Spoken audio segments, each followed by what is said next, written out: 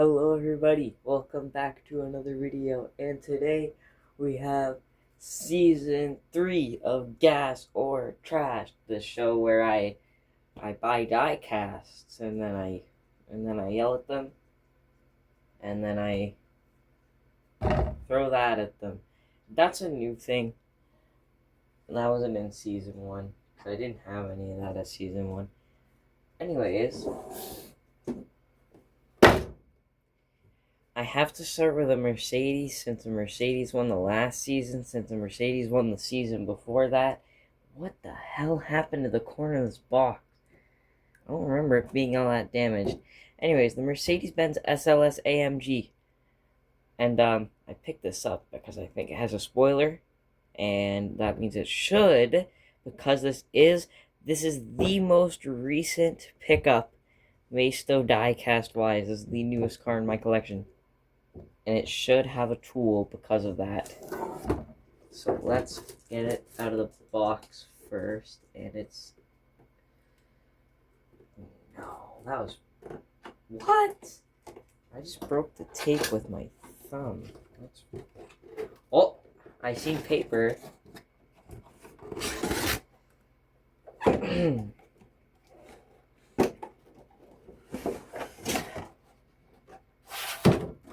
Alright. And voila. Here it is. In all of its glory. Wow. Straight out of, like... First thing I'm noticing, look how much this wheel is turned. And this one looks like it's going just a little bit. Anyways. Oh. No tool, but it's got a sticker here, and it says that if you play with its exhaust, the spoiler goes up, and that sounds really weird.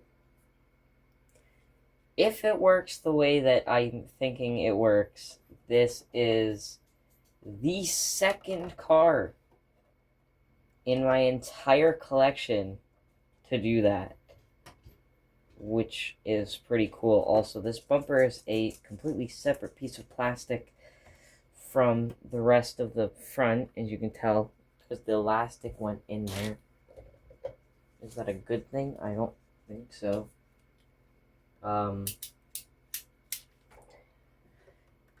Yeah, I'm gonna try and keep track of this season more score-wise, so I know what I give cars, because I tend to have the wrong cars win. I really think that the GTO should have won the last season, not the Mercedes. Because if anything, they tied. They were really close. I'm taking it off the base. So it looks like it's got a little button underneath the rear bumper.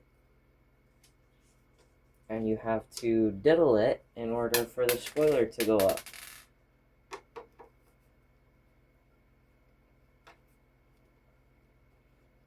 Oh dear. Ah, I'm being attacked by a screwdriver.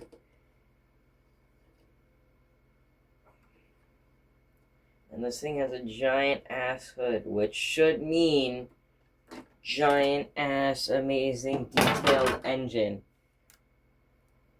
Oh my god. Oh. And the plastic piece had no tape on it. I have to throw Evie at this car because it's so far pretty good compared to the last couple. Handling wise, that's pretty bad. It's actually stuck turned this way. Anyways, let's check out these gull wing doors first of all. Oh yeah. Ooh, look at that interior. It's got really nice. That is a really nice interior. I'm actually kind of curious if this is a Maisto or... Okay, it is a Maisto. Because sometimes, like the Bugatti Chiron, if you buy a Maystill Bugatti Chiron and then you flip it over, it'll actually say Bur. I searched up how to pronounce it in that one video. Burago. It'll have a Burago thing on the base. Anyways, the detail is just really nice, so that's why I was wondering. No one cares. Anyways, we have a really nice interior. The center console's really well done. I see a lot of different like colors and buttons and bullshit and things and that. I do notice there's a lot of like crap on this car. Like the bumper there. There's more crap down there. It's all over the rear end. And now, let's check out this spoiler.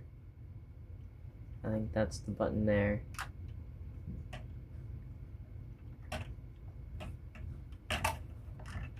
Does it do anything, or?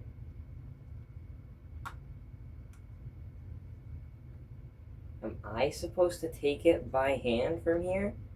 I think I am. Alright, well I did it. Boom. Now it looks like a Chrysler Crossfire coupe. I mean, it's a nice spoiler. So this black undulating rod in the spoiler, the button here pushes that button. It pushes the black rod under the spoiler up to push the spoiler up. It feels like we're doing a lot more than we have to here, and the spoiler doesn't work exactly the way I thought, meaning that one die cast in my collection that does have an automatic spoiler is still the only one that has an automatic spoiler, and I'll put it in a video eventually. It's just an older one, so I'm curious. Like I don't know how I would make one of those in a video.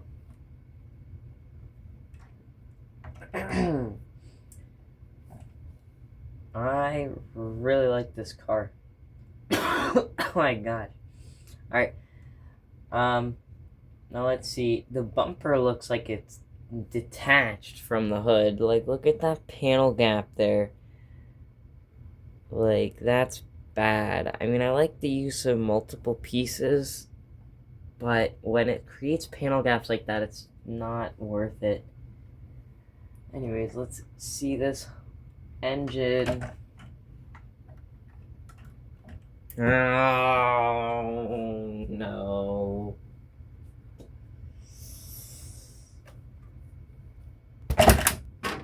You missed. Close enough. Alright, there we go. Hood's closed. The disappointment's over. That sucks. That's a horrible engine. I mean, like, they put so much detail into everything else. They spent all their money figuring out how to get this spoiler to work instead of figuring out how to make an actual nice engine for this 2000 supercar. Come on, man. It's all one piece. I mean, it's got a little bit of printing in there. Not that you can see it. There's a tiny bit on that little square in the middle of the engine. There's the Mercedes logo, and then it's got that blue circle there. That's it. There's, like, other than that, it just is a giant engine shape, which I'm guessing is close to the actual engine. But if you're gonna make an engine like this, make it in separate parts. Make the pieces separate. It's all one giant slab of plastic in the engine bay. This sucks. It's got alright suspension. The rear,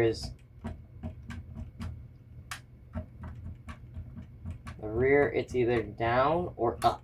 That's it. Yeah, funky suspension. And now I have to get into my actual rating. And, yeah. So I'll get into the rating in a second. Okay, now it's rating time for me to give it its final rating. So first of all, for the car, I mean, this car isn't on my bucket list. It's a beautiful car. Absolutely stunning. I love it. But it's not. It's just a car. It's cool, but, like, I don't know. The CLK 1000% comes before this. The CLK is just so much higher on my list. So, I think for the actual vehicle, I'm going to give this.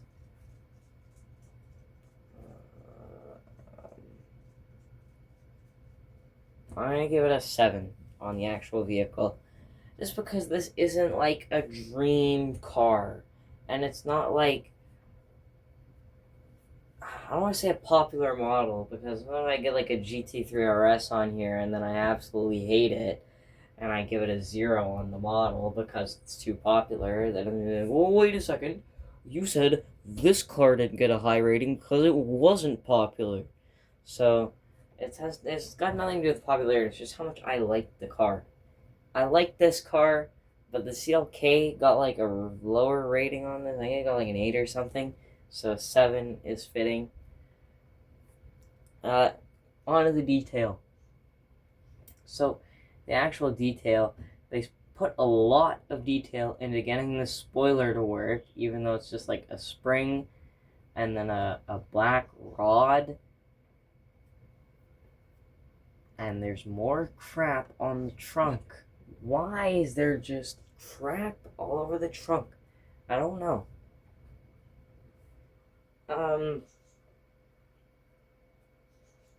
They put a lot of detail into that. That's definitely gonna get some points. But the engine isn't detailed at all. The engine is a slab. Sorry. The engine is a slab of plastic that's just different colors. The interior is really nice though. See, this is like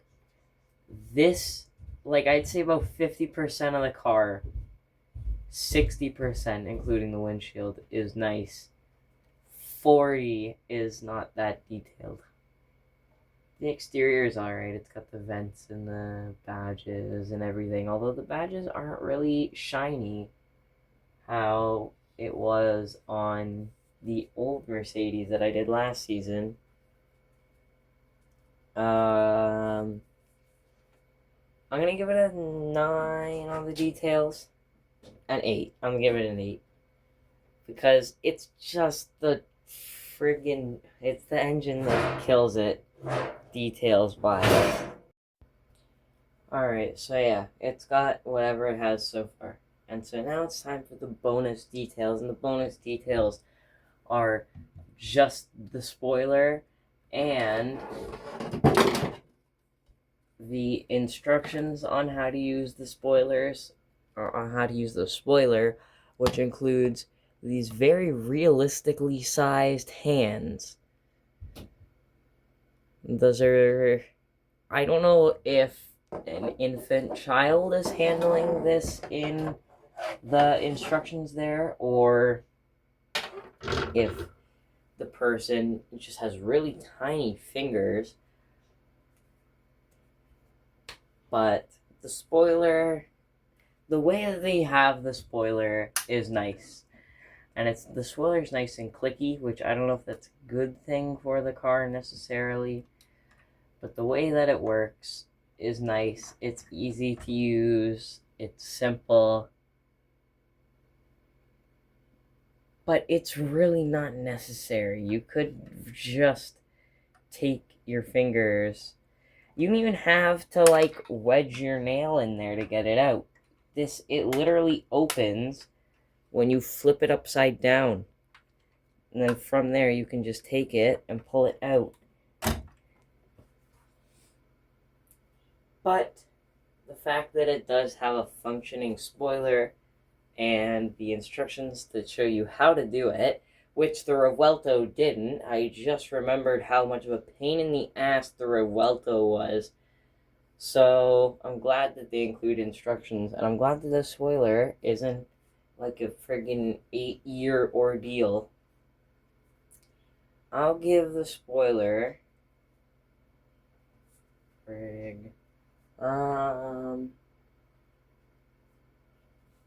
I'll give the spoiler edition 4 bonus points because of that. And then the instructions gets it 1 more. So 5. And the instructions get it a bonus point because they provide instructions on how to get it to work. And it's even got them numbered. It's got first, press that button, and then second, lift it up with your hand. So yeah, there. The first car of Season 3. The Mercedes-Benz SLS AMG. And so now I'm going to keep track of this score so that this season's actually fair, because I'm also running out of Mercedes to start these seasons with. So yeah. I'll see you guys in the next gas or trash video. Hold on. Here, look at the instructions.